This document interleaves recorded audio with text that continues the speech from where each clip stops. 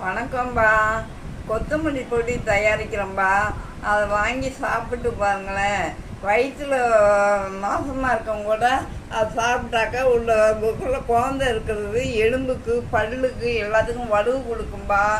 ஏன்னா பெரியவங்களுக்கு இந்த வயிற்று பிரச்சனைலாம் இல்லாத இருக்கும்பா.